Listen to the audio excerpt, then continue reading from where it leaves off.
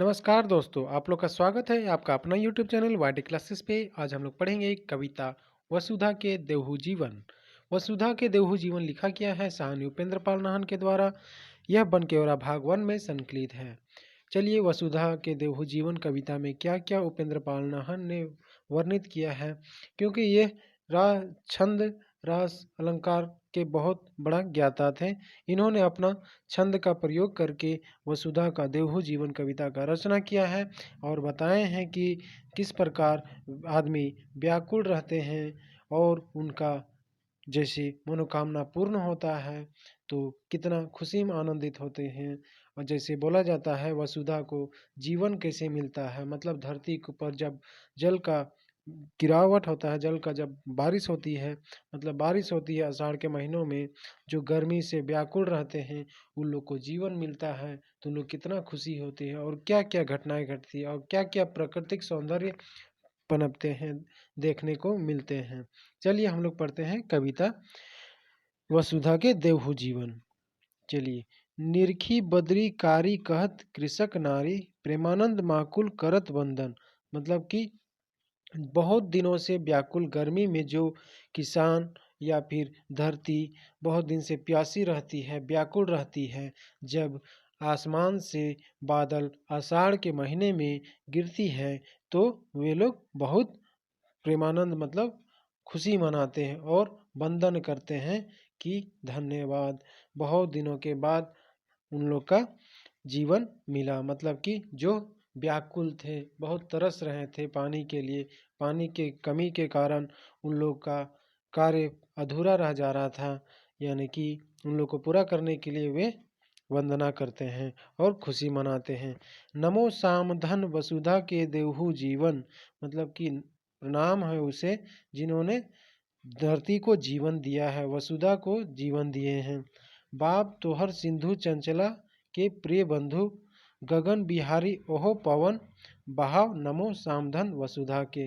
कहते हैं बाप तोहर सिंधु चंचला, बाप तोहर सिंधु चंचला के प्रिय बंधु, मतलब कहते हैं कि सिंधु जो नदी है उससे वाष्पित होकर जो बादल बरसते हैं वो और ऊपर में जाके चंचल होते हैं, जिसके बाद आषाढ़ के महीना में पानी गिरती है और पूरा अग पूरा जमीन पूरा धरती हरियाली से परिपूर्ण हो जाते हैं। उनको नमो करते हैं, नमो सामधन वसुधा के, नमो सामधन वसुधा के। पपीहा पियासकारी कृषक संताप हारी, पपीहा प्यासकारी किसी कृषक संताप हारी, मंजूर मंजूरी बेंग आनंद करण नमो सामधन वसुधा के। कहता है कि पपीहा जो एक पक्षी है और कृषक जो समतापारी, मतलब कृषक पपीहा जो बहुत दिनों से प्यासा था और कृषक जो बहुत दिनों से अपना हल नहीं चलाया था, खेती बाड़ी नहीं किया था, मतलब कृषि के लिए व्याकुल थे कि पानी नहीं है तो खेती कैसे होगा। इसलिए और जैसे बादल होने वाला रहता है उससे पहले ही मंजूर मंजीरा मतलब मोर लोग नृत्य करने लगते हैं और पानी गिरने से पहले ही मेढक अपना आवाज़ निकालने लगते हैं और आनंद मनाने लगते हैं कि अब पानी आने वाला है। यही कवि दर्शा रहे हैं कि पानी आने से पहले आनंद कर रहे हैं और उनको धन्यवाद दे रहे हैं। नमो सामधन वसुधा के, नमो सामधन वसुधा के। नभ धनु सिरहि भेके सरग विभव लेके, लान्हु नंदन बन धरती आंगन नमो सामधन वसुधा के।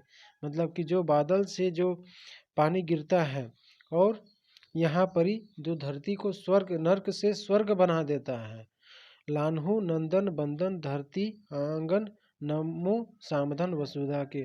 और जो नर्क धरती मतलब कि धरती बहुत दिन से व्याकुल रहता है, उसे धरती उस धरती के आंगन को बहुत हरा भरा कर देता है, बड़ा बहुत निर्मल बना देता है। उस सामधन को मतलब नमो करता है, मतलब कि धन्यवाद करता है, कवि यह बता रहे हैं।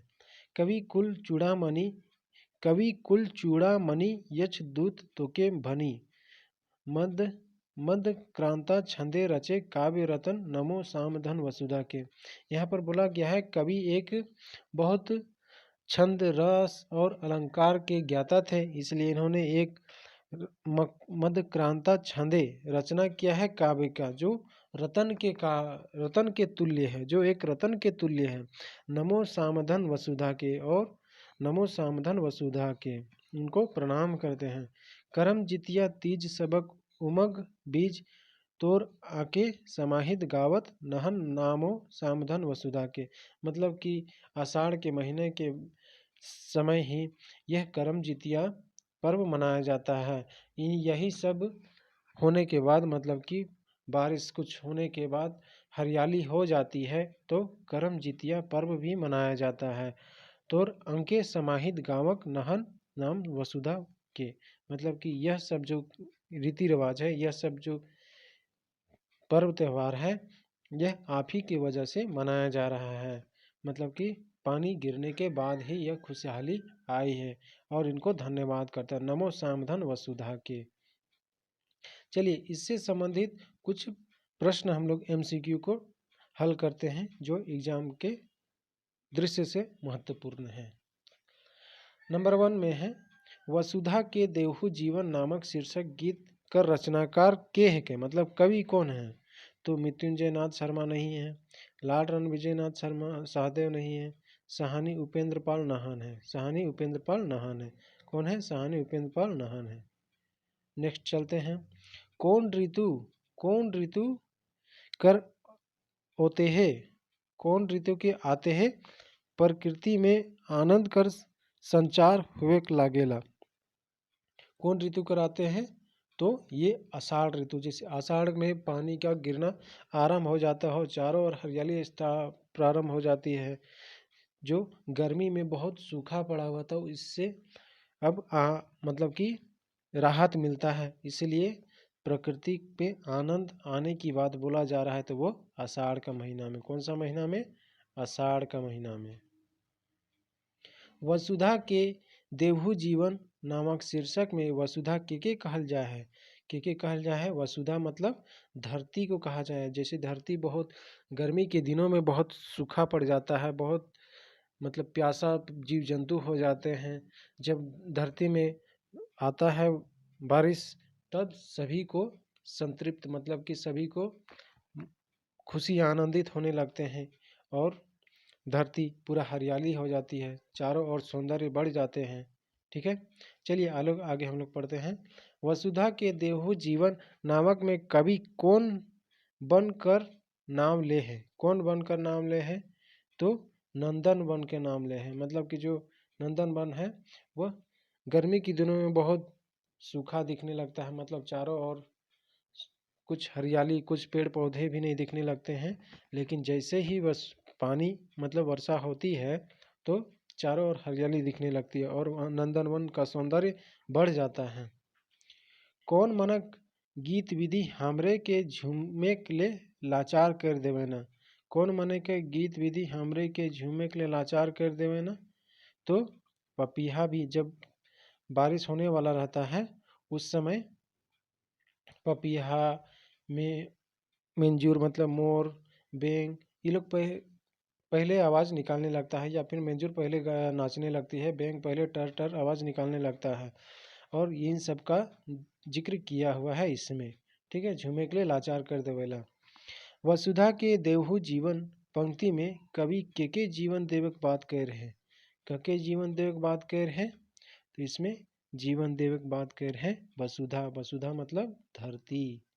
वसुधा मतलब धरती। धरती जो गर्मी के दिनों में सूखा पड़ जाता है, व्याकुल हो जाता है, नीरस पड़ जाता है, जब बारिश होती है तब इसमें जीवन आ जाता है, तो और चारों ओर हरियाली हो जाती है। ठीक है, वसुधा के देहु जीवन नामक रचना में कवि कौन छंद कर प्रयोग कर है? कौन छंद के प्रयोग कर है? मदक्रांता के। मदक्रांता के मतलब इस छंद को पूछा गया है कौन छंद का? मदक्रांता का, क्योंकि यह जो कवि थे सहानी उपेंद्र पाल नाहन, यह छंद रस और अलंकार का बहुत बड़ा ज्ञाता थे। आधुनिक काल का ये कवि है। ठीक है, मदक्रांता छंद में आवेला का आवेला? मदक्रांता छंद में आवेला का आवेला? तो आता है वर्णिक। यह प्रश्न वर्णित, यह प्रश्न बहुत इंपॉर्टेंट बन जाता है। ठीक है। मध्यक्रांता छंद, मध्यक्रांता छंद कौन छंद में आवेला? वर्णित छंद में, जो वर्णन किया जाता है। ठीक है। वीडियो के अंत तक बने रहने के लिए आप लोग का धन्यवाद। जोहार झारखंड।